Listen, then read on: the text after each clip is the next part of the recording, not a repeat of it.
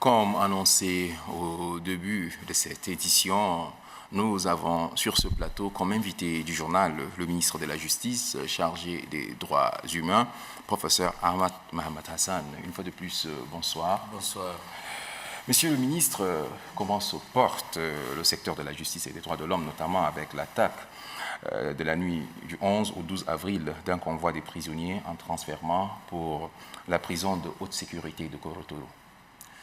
Merci de me donner l'occasion de m'exprimer sur cette triste situation assez affligeante. Je voudrais d'abord m'acquitter d'une obligation humaine tout court en présentant toutes nos condoléances aux parents des prisonniers qui avaient trouvé la mort au cours de ce transfèrement de la prison centrale de N'Djamena à la prison de haute sécurité de Korotoro. C'est une situation qui n'est pas seulement grave, mais elle est gravissime. Elle touche toute la justice tchadienne qui est mise à l'épreuve, mais également tout le Tchad en général et même les plus hautes autorités de l'État avaient été affligées par cette situation assez grave. Et je voudrais rassurer les parents des victimes et tous les Tchadiens que toutes les dispositions sont prises pour essayer d'apporter des sanctions assez sévères et même des sanctions exemplaires pour que de telles choses ne puissent plus se répéter dans notre pays parce qu'elles ont des conséquences assez graves sur la société tchadienne. Monsieur le ministre, vous vous montrez rassurant, mais vous ne pensez pas que cette situation va créer davantage une méfiance de la population vis-à-vis de la justice? Écoutez, les quelques jours que je viens de vivre pour l'occasion de cette situation assez grave, comme je l'ai dit, j'ai vécu des situations les plus dures de ma vie en tant qu'individu et aussi en tant que responsable de l'État. Parce que j'ai écouté beaucoup de choses, j'ai écouté même des injures, j'ai écouté des choses qui expriment le caractère de déception des Tchadiens et de toutes les couches sociales tchadiennes au-delà des tribus, des ethnies et des religions et des cultures. Nous avons écouté beaucoup de choses, moi-même et mes collaborateurs, les magistrats qui avaient été en charge de ce dossier. Nous avons écouté plein de choses, et des prisonniers, mais également des familles éprouvées. Je les comprends et la responsabilité, c'est aussi cela, d'accepter de faire face à ses propres responsabilités quand des situations graves se présentent. Je suis ministre de la République, je comprends, mais je rassure encore les Tchadiens que le vivre ensemble n'est pas remis en cause, la justice n'est pas affaiblie, l'autorité de l'État n'est pas remise en cause, le Tchad et sa puissance publique restent encore entre les mains des hautes autorités et la loi, l'autorité et la puissance publique sont encore entre les mains de la République et de l'État. Rien ne puisse les ébranler. Ça, je le répète, et je rassure les Tchadiens. Monsieur le ministre, sur les prisonniers qui ont été assassinés, il faut le dire, ils portaient tous des tenues militaires. Comment comprendre cette situation? C'est une question assez récurrente qui m'a été posée à plusieurs reprises, que ce soit en vie privée, que ce soit directement par les hommes des médias ou même par certains parents des familles éprouvées. Non, d'abord n'oubliez pas que les prisonniers étaient des prisonniers militaires. Transférés depuis quelques mois de la frontière du Tchad. Il avait assassiné un général, le Comforce mixte Tchad-Centrafrique-Soudan. C'est un officier général qui avait été lâchement assassiné. Et puis, par ses proches collaborateurs, il avait opéré une fuite vers le Soudan. Et dans le cadre de la coopération judiciaire et sécuritaire entre le Tchad et le Soudan, un pays ami, ils avaient été rattrapés et remis à la justice tchadienne. Nous les avons gardés pour qu'ils soient transférés, déférés devant la cour criminelle compte tenu de l'acte d'assassinat qu'ils avaient commis sur la personne du défunt général, qui était en opération commandée et qui était dans le cadre de ses missions. Alors, ils étaient déjà militaires depuis leur transfèrement depuis quelques mois et ce n'est pas étonnant qu'un militaire puisse rester dans sa tenue. Ils étaient dans un lieu de détention sécurisé pour éviter justement cette forme de représailles qui traduit la survivance de certaines croyances et certaines pratiques ancestrales barbares qui continuent à vivre, à résister dans notre société et qu'elles sont contraires à toutes les formes de loi et toutes les formes de vivre ensemble et que les hautes autorités avaient toujours condamné et que ce n'est pas une question planifiée de les habiller en militaires. Ils étaient déjà militaires et habillés et depuis quelques mois, ils étaient dans cette tenue-là. Monsieur le ministre, un transfèrement de nuit est censé être sécurisé. Où étaient nos forces de défense et de sécurité?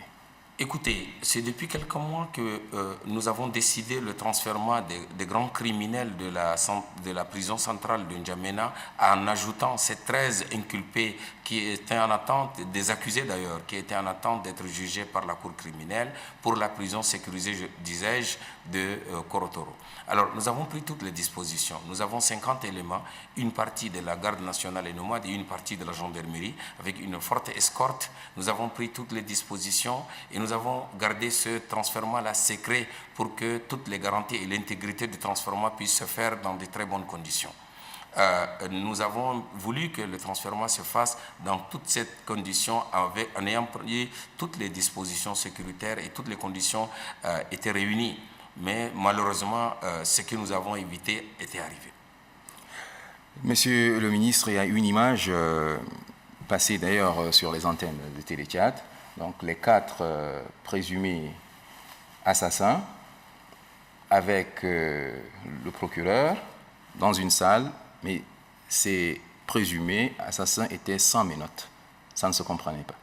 Ça ne se comprenait pas, mais je vais expliquer aux Tchadiens, peut-être qu'on ne me croirait pas parce que je suis ministre de la Justice, mais j'étais là toute la nuit là, je vais rassurer les Tchadiens que dans le cadre de mes obligations, j'étais présent dans toute la chaîne, j'étais sur le terrain, j'avais même ramassé mes bras les corps des personnes à l'entrée de Massaguette, à 12 km de la ville de Massaguette. J'étais arrivé à 3 h du matin et en même temps, j'avais ordonné le transfèrement des corps ici en N'Djamena, à la morgue de N'Djamena, mais aussi quand on avait appréhendé les 4 fugitifs, j'étais à la SNRJ, à la section nationale de recherche judiciaire. Il avait été présenté à la télévision à ma présence et le procureur général avait été autorisé par mes soins de faire la déclaration et de le présenter à l'opinion. La condition est la suivante, parce que nous, on avait ouvert une enquête et on avait demandé à toutes les forces de défense et de sécurité, à tous les corps de l'État, de déclencher des recherches pour retrouver les assaillants qui avaient commis cet acte gravissime. Et nous avons découvert 4 personnes faisant partie de la famille du général défunt et qui s'étaient déclarés, il avait un aveu. Eux-mêmes, ils s'étaient livrés à la justice en déclarant qu'ils n'avaient fait qu'appliquer la coutume en faisant payer aux assassins de leurs défunts frères et pères le même châtiment qu'il avait été réservé. Donc, nous n'avons pas, ce n'étaient pas des gens pris en flagrant délit sur le terrain, ce n'étaient pas des gens recherchés et arrêtés, mais c'était des gens qui s'étaient livrés eux-mêmes à la justice. Et qu'en est-il des prisonniers qui se sont évadés? Nous avons dénombré plus de 73 prisonniers évadés lors de cette attaque. Nous avons récupéré jusqu'à aujourd'hui où je vous parle 17 et c'était quand même 99 prisonniers qui étaient en transfèrement et il y a eu des morts bien entendu et les autres sont dans la nature mais nous continuons la recherche dans un plus grand périmètre. Certains pourraient ne pas être retrouvés peut-être mais c'est des criminels dangereux qui pourraient remettre en cause la sécurité des villes ou des villages qui pouvaient traverser parce qu'ils étaient des prisonniers dangereux que nous avons décidé de leur transfèrement à la prison sécurisée de Korotoro. Donc nous déplorons cette situation bien entendu. Il y a l'assassinat lâche de ces prisonniers en transfèrement, mais il y a également, ça a donné l'occasion à d'autres prisonniers de s'évader et nous sommes à leur recherche. Aux dernières nouvelles, l'affaire est entre les mains d'un juge d'instruction. Est-ce qu'il y a une évolution? Le juge d'instruction vient d'être saisi. N'oubliez pas que la procédure est une procédure d'enquête qui vient d'être ouverte parce qu'il s'agit d'une procédure criminelle. Il s'agit d'une procédure criminelle. Au début, nous les avons présentés compte tenu du choc. Nous avons voulu les présenter en flagrant délit devant le tribunal de grande instance de N'Djamena. Le tribunal s'est déclaré à justice d'ailleurs incompétent compte tenu de la gravité des faits et puisque nous parlons d'assassinat, l'assassinat relève des juridictions criminelles et en ce moment nous n'avons pas de juridiction criminelle permanente, ça se tient en session Et alors, le juge d'instruction, compte tenu des textes qui régissent notre droit pénal, l'information est obligatoire en matière criminelle. Nous avons donc ouvert une enquête. Le parquet a saisi par un réquisitoire introductif le juge d'instruction, un des juges d'instruction du tribunal de grande instance N'Djamena, qui a ouvert une enquête parce que, en fait, les gens, selon nos informations recueillies, qui avaient opéré l'attaque, ils avaient opéré avec 3 véhicules.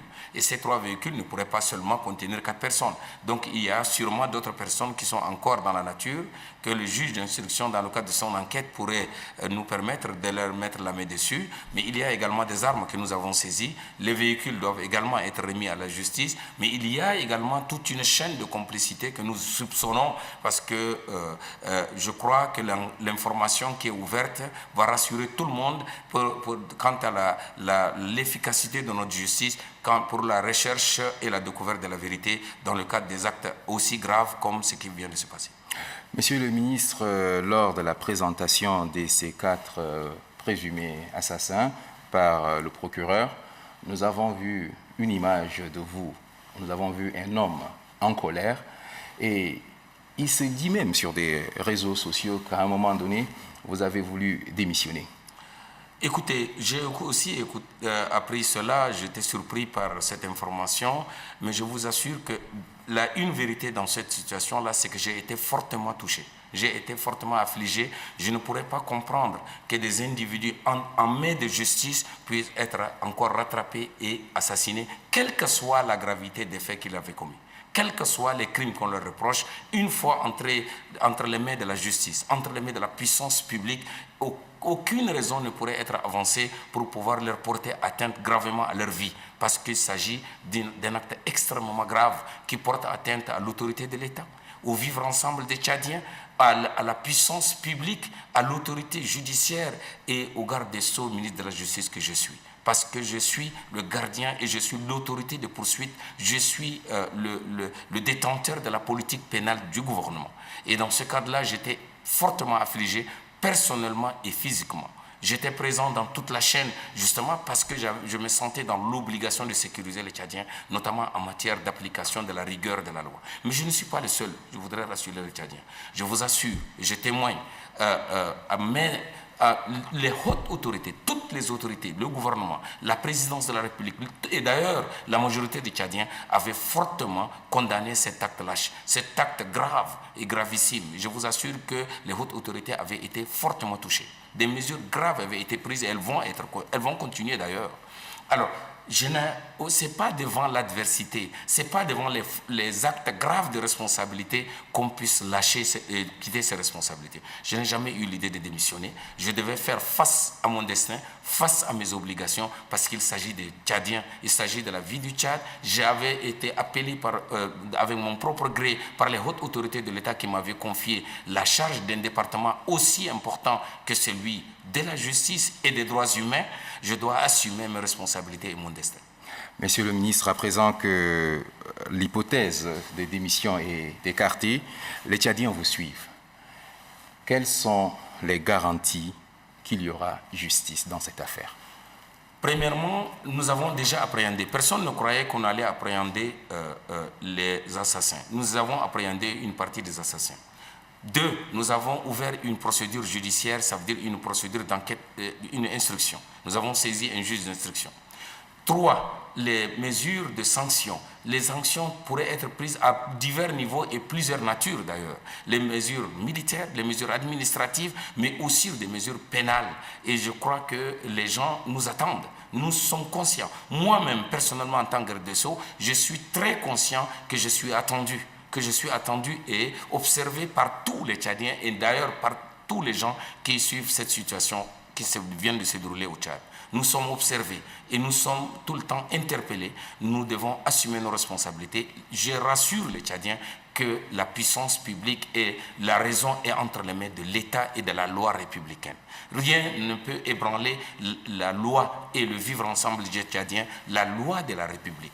Ça, c'est une chose que je veux dire à tous les Tchadiens. Nous sommes tous des Tchadiens. Il ne faudrait pas tout de suite tomber dans le fatalisme, il ne faudrait pas tout de suite tomber dans la collectivisation de la faute et des responsabilités. Non, un groupe d'individus, ça n'a rien à voir avec leur appartenance tribale, ethnique ou autre, ou religieuse ou culturelle. Ces gens-là certains ont été appréhendés, d'autres vont l'être très récemment. La cour criminelle et la loi vont être appliquées dans toute leur rigueur. Nous sommes conscients qu'il s'agit d'un acte grave, un acte qui touche l'autorité de l'État, la puissance publique, le vivre ensemble des Tchadiens et notamment rassurer les Tchadiens de refaire confiance à leur justice. La loi va s'appliquer dans toute sa rigueur. La loi va s'appliquer dans toute sa rigueur, Monsieur le ministre. Merci d'avoir bien voulu répondre à notre invitation. Je vous en prie. Merci.